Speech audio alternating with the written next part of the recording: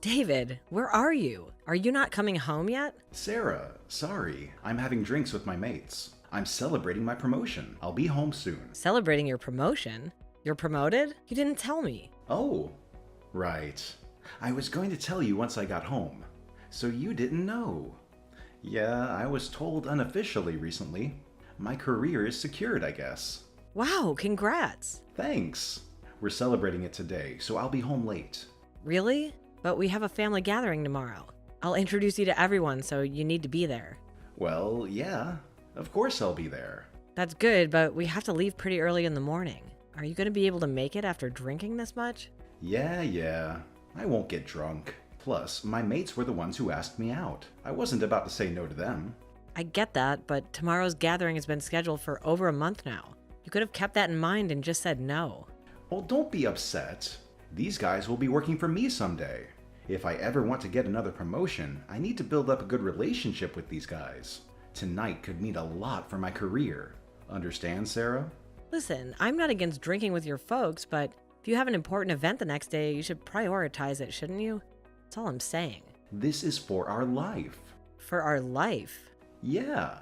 These guys join my team, work for me. This will make my career, meaning I can support you. And if we're ever to have a family, this is not just for me only. It's for you too. Still, you should prioritize the schedule you already planned, I think. If you say no to their invitation once, it's enough for them to leave you. Doesn't that mean that they never really respected you? What's wrong, Sarah? Don't get upset like that. Why are you so serious? I'm not upset, I'm just worried. I mean, when you first met my parents, you were hungover, remember? At that time, my parents were very upset and we had to go around apologizing a million times. Remember? Yeah, that happened. My uncle, who's been taking good care of me, he's coming tomorrow. If the same thing happens again, we'll be in huge trouble. So don't drink too much and come back home already. Before going to meet your parents, I needed some drinks to relax, you know?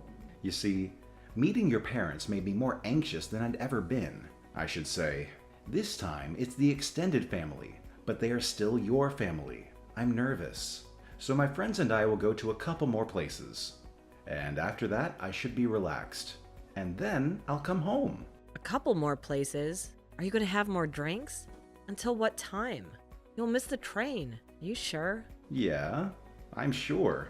I'm not gonna miss the last train, so let me just relax for once. Drinking's the only way for me to forget things. You say for once, but didn't you just grab drinks the other day? No, you've been doing this almost every day. Am I wrong? You sure? Well, yeah. We had to apologize many times. But birthdays of my boss and my mates? I mean, I have to be there. I'm the life of the party, you know. The life of the party, huh? I know quite a lot of places, so people come to me. What can I do? If you go out this often, fine. But please come home early just for today, please. Come on, Sarah. What's wrong? This isn't like you. Tomorrow's a very important day. I know that, but then don't nag me like this for a mistake I already apologized for. It's like I'm talking to your parents. Are you becoming like them? Becoming like them? Of course I'm like them. They're my parents. You're right. Oh my goodness, you're seriously hammered right now. I can't believe you're still out. David, you should have gone home ages ago. Seriously, don't you understand that staying until the last train is just asking for trouble? Can you please, pretty please, just leave now? Oh, come on, Sarah.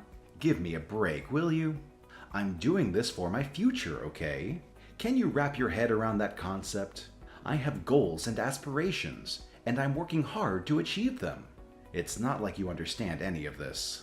Getting hitched to someone like you is beyond stressful, so I deserve to blow off some steam and have a few drinks. What's so wrong with that? Are you going to control and take away every little thing that brings me joy? That's not what I'm trying to do here, David. It's not about me taking away your enjoyment. It's just that my parents and I want to welcome you into our family. I'm genuinely concerned that we'll be humiliated yet again if you keep showing up in such a state. I hope you could understand where I'm coming from. Oh boy, here we go again. Fine. I'll catch the last train tonight and make my way home. Happy now? Can you just back off and let me handle things my way? Okay, I get it. Sorry to bother you, David. I just wanted what's best for the both of us. I'll see you when you finally decide to make your way home.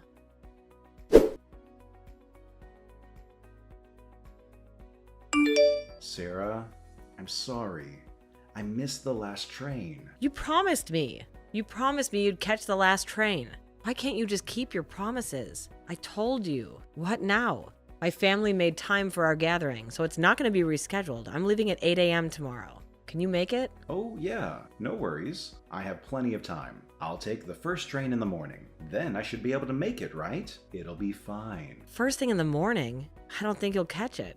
I can. Well, just in case, why don't you just come back home now by cab? Well, I paid almost everything tonight, so I wonder if I'll have enough to ride a cab. I don't think so, and I had too much to drink. I'll get sick in a cab. I'll rest somewhere and then head home. I can pay for your ride when you get here. Throwing up in a cab is the most humiliating thing in the world. No cab. Okay.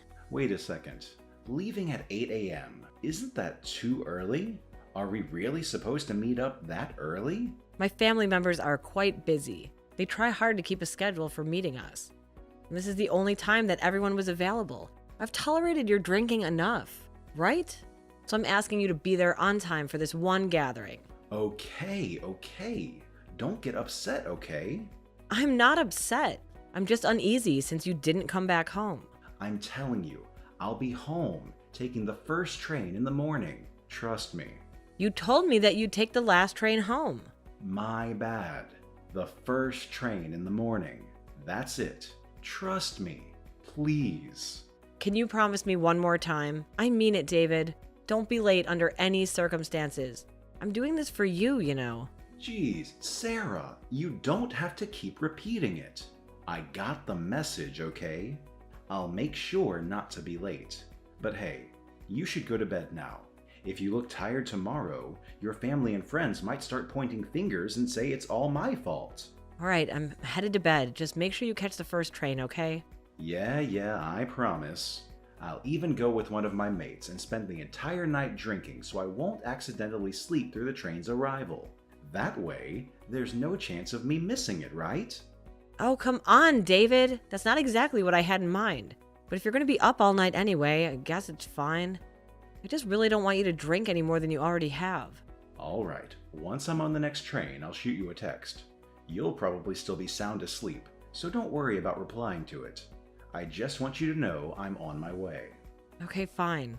Well then, good night, David. Take care. I'll see you tomorrow.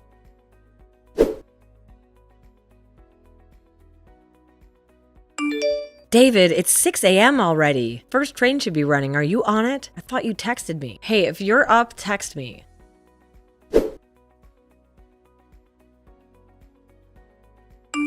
David, are you still sleeping? It's 7 a.m. now. You should be heading home by now. Otherwise, you'll be late. Hey, David, where are you? David!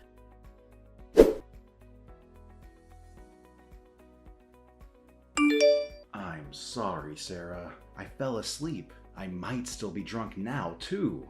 I'm so sorry. I'll hurry to go home. Sarah, are you mad? My bad. I couldn't read your texts. I was gonna wake up. You know that, right? Where are you? Still home? Please be ready with my clothes and we can leave right away. Sarah, text me back. Forget about it. I'm on my way. I'm sorry. I woke up at 6:30 once. I did, really. But I fell back asleep. I'm hurrying up now. I hope I can make it. No, I will make it in time. No need. Huh? You don't have to come. Oh, don't say such a thing. I'll be quick. No, have another drink. Enjoy the day. Who is gonna drink this early in the morning? Come on, don't be mad like that. We could still meet your family. If we argue, they'll wonder if we're like this all the time. Oh, you say things like that now, but you didn't get home on time. Nope, you didn't even bother. You don't have to come. I don't need you. Hey, watch your mouth. Fine. If you say so, I won't come. It's just a family gathering.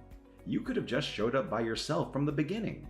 David, I can't stay with someone who keeps breaking promises like this. What are you saying all of a sudden? I want to call off our engagement. What are you saying? Why is your family talking you into this? No. I was determined to break up with you. If you didn't come back home as you promised. What? I packed up all my stuff yesterday. I moved out of our apartment already. Hey, you can't be serious, Sarah. I'm serious. At today's gathering, I'll tell everyone about this broken engagement. Stop kidding. Sure, that'll get everyone's attention, but they'll just be shocked. No one's gonna laugh at your joke. It's not a joke, so they don't need to laugh. Surely they'll be surprised, but they'll understand knowing you. Seriously? How can I joke about something like this? You're right. Oh, man. I'm sorry. I'm truly sorry. This will not happen again. Yeah? Forgive me. I was just drunk, you know? Today was an important day. I told you many times. I feel bad. I apologized, and we've met your parents. It's not easy now to break the engagement. It would be so embarrassing. Keep your temper. Right, Sarah? I can't. I've tolerated you enough. You've abused me mentally. You've cheated on me many times. And every time I've thought of breaking up with you. But then you apologized to me crying, so I forgive you. But I'm stopping it now. I was not good at forgiving you. So I'll bear the shame in that. But I've made up my mind. I can't stay with you. This is over. Even if I apologized this much? Yes, I can't do this. Oh my God. Enough. Don't get cocky. I'm apologizing, and you crossed the line.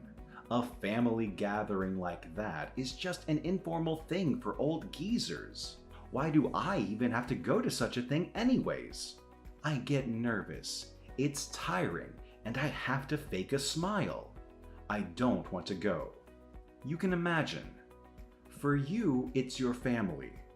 But for me, these guys are nobody. Your family is nothing to me. Can't you see? You could have been thoughtful about things like this. I attended all your family's gatherings, all of them, and I never complained. And I was never late. Am I wrong? They are no one to me, but I faked a smile to act like your ideal wife. You know, Sarah, it's a woman's job to give the man what he wants. That's your purpose, right? Wait, hold on a second. Are you being serious right now? You can't honestly believe that, can you? Well, all the women around me seem to behave that way. It's only you who has ever complained about it. Maybe it's time for you to grow up and see things differently. I can't believe what I'm hearing. If that's truly how you view relationships and women's roles, then I don't think I can marry you. Fine, have it your way. I'll find someone else to replace you easily. Don't worry about me, Sarah. You'll regret this stupid decision you're making. Breaking up with me just after I got promoted. Don't think you can come crawling back to me when I'm rich and successful. When I'm even further promoted and famous, everyone will be watching. So don't even think about stalking me or threatening me to start over with you. I won't be able to deal with it. Just remember, Sarah, fame changes things. Bye-bye.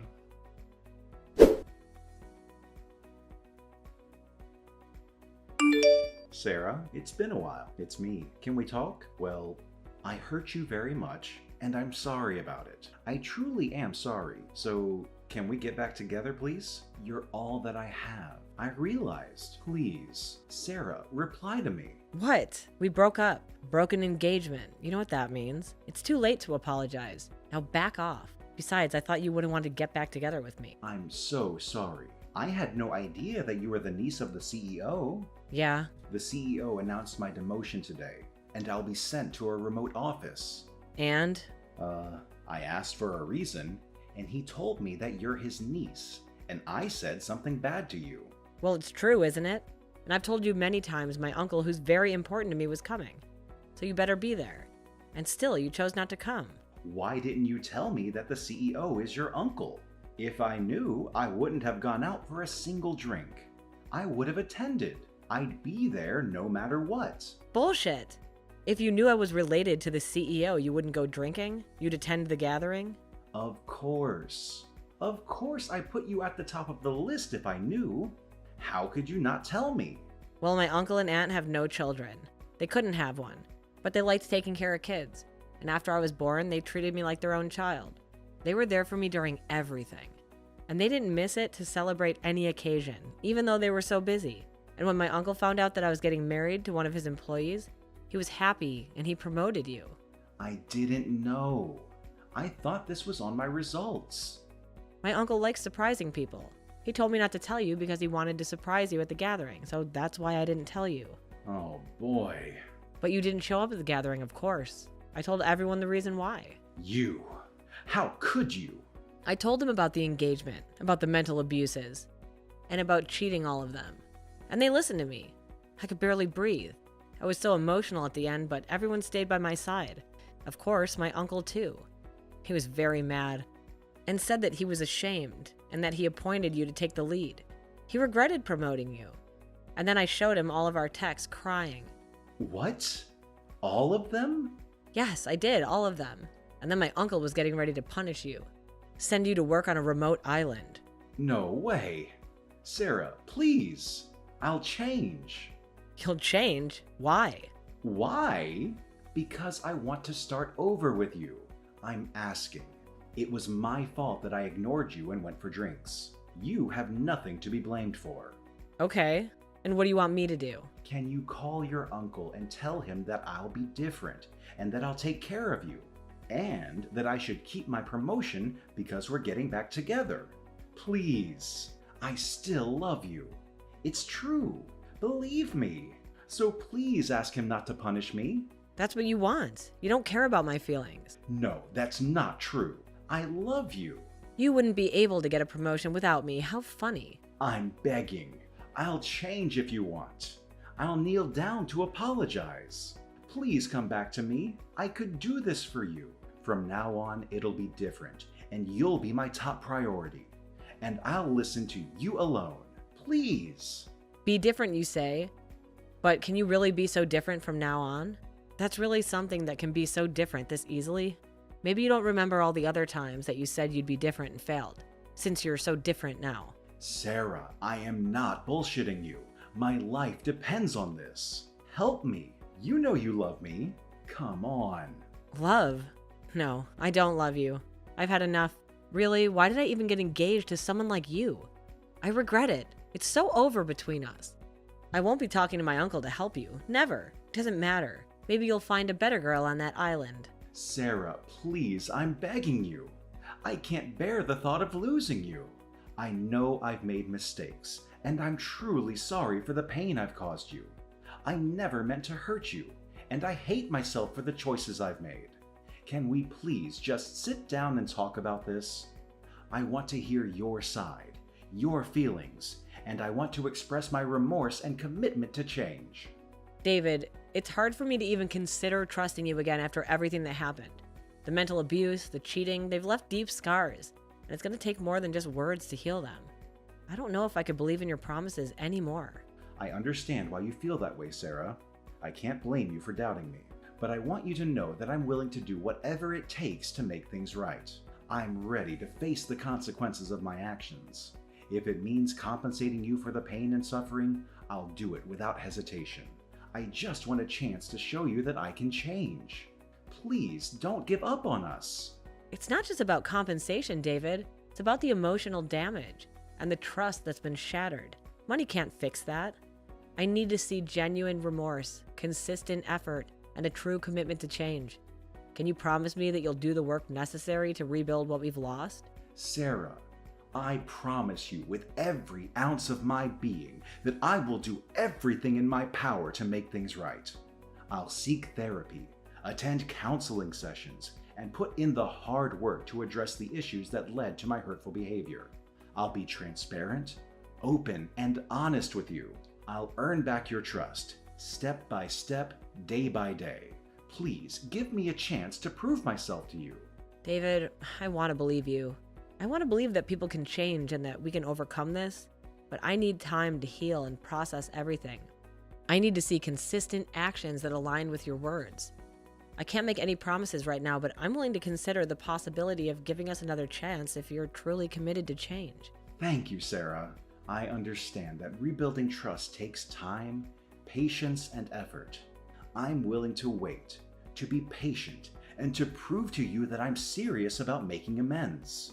I love you more than anything, and I'll do whatever it takes to make things right between us. Please, don't give up on us just yet.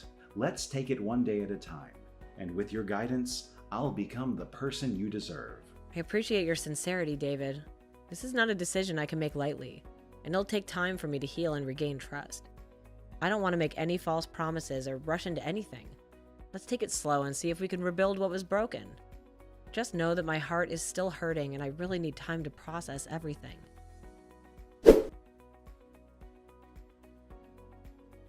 After that, David found himself relocated to a small office on a remote island where only a handful of people lived.